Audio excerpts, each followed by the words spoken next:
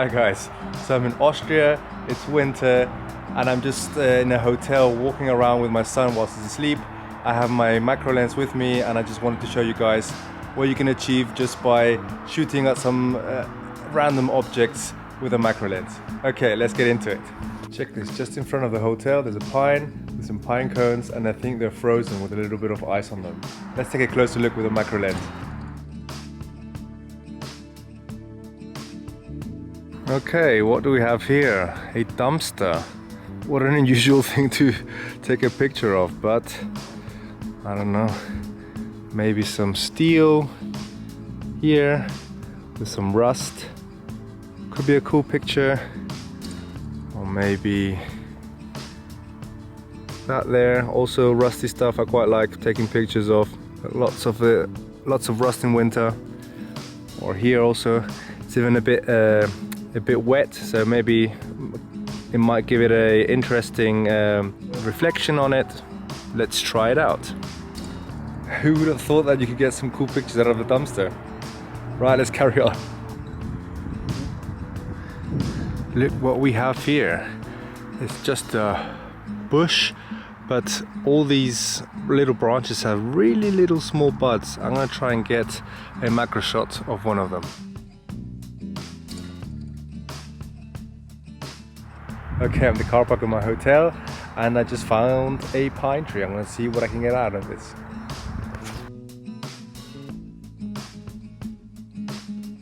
Okay, I got some really cool shots now, but I'm gonna try and get some more dynamic shots by adding some water and maybe get some drops on the leaves. Let's try this out.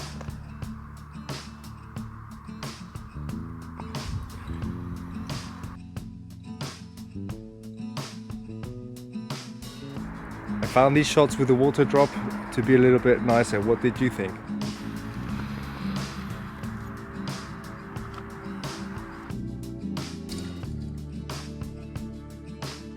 Okay, look what I found here. There's some wood here. The hotel has a chimney inside, so they have a lot of wood here. I'm most probably, oh wait, it's a bit dark now. Probably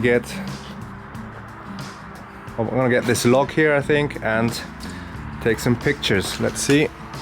I'll put it in the sun so I get some more light. Quite like these rings here.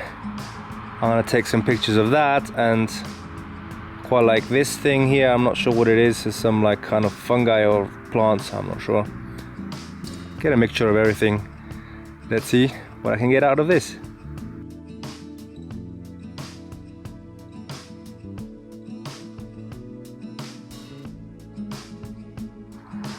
Okay, I'm done with the log. Awesome. Let's see if we find anything else here. Well, that's quite cool. It's very rusty. Probably gives us some cool patterns. Maybe this orange here, or maybe this rusty part here in the middle of this stainless steel or steel part. Let's take some pictures.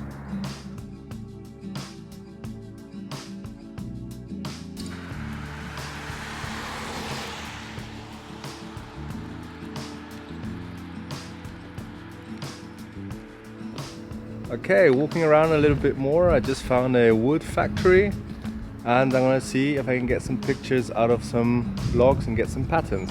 Let's see. Maybe we're gonna take some pictures of this. Check this. Some metal which is rusty and it's uneven. It'll give us some really cool patterns. Let's have a look what we get out of this.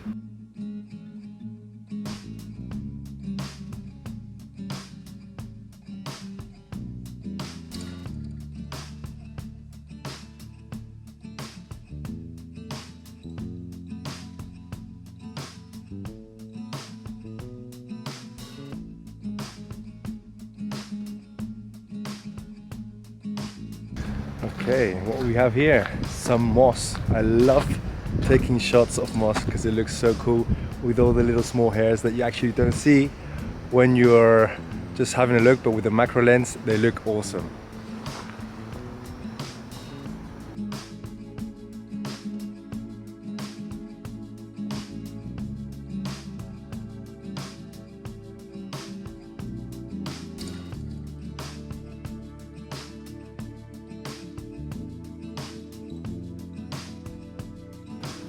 Oh, and whilst I'm here, I just saw this red plant, which is pretty cool because normally you don't get much color in these winter shots. So this plant will give me some cool results, a bit more dynamic shots and more fun. And it has a few hairs on them, so let's have a look how these look.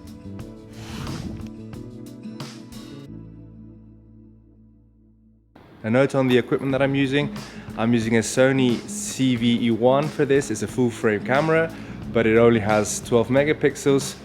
Not that great in terms of photography, but it does the job. And I'm using the Sigma 90mm lens, and it's the art version, so you can use it on a full frame camera. Right, let's carry on. Ooh, check this tree out. Has a lot of this awesome moss, which is a bit longer. Might be cool, and it has some stuff growing out of this. Let's check out what we get. Oh, here's a lot of wood chips and leaves. I'm gonna see if I can find some frozen ones that could make a really cool picture.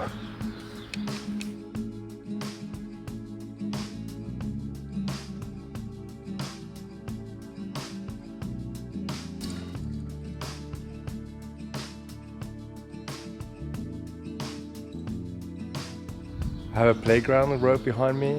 I think this could make a really cool picture because of all the hairs and it's frozen, so let's take a look inside. Let's macro away.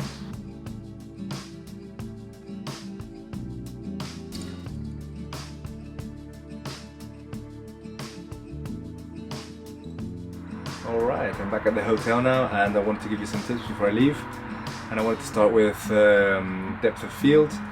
Many people might tell you that you should do like a 2.8 to get the best bokeh and so on, but in macro photography it's a bit different. You need to stop it up. I normally try and stop it up above 10, so f10, and to be able to get a bit more sharper results when doing macro photography. The next tip I want to give you is lighting. Obviously when you're stepping up the aperture above 10, then you're gonna need some more light because your sensor is not going to get as much light through the lens. So I recommend you going out on sunny days, and if you can't go out on sunny days or you're doing stuff indoors, then I would recommend you getting a good light to be able to get those sharp and nice shots without having to bump up the ISO. Another tip I want to give you is to use your manual settings. Your camera will have a hard time focusing on the subject that you want to focus on whilst using a macro lens, so do it all manually. The focus, the aperture, the ISO, just use all manual settings and you'll get better results. And also my final tip for you is to be patient, because these photos take a long time to make, as you're always fiddling about with the focus points and so on. So yeah, be patient and go out and take some really cool pictures. Alright then, take care, bye bye.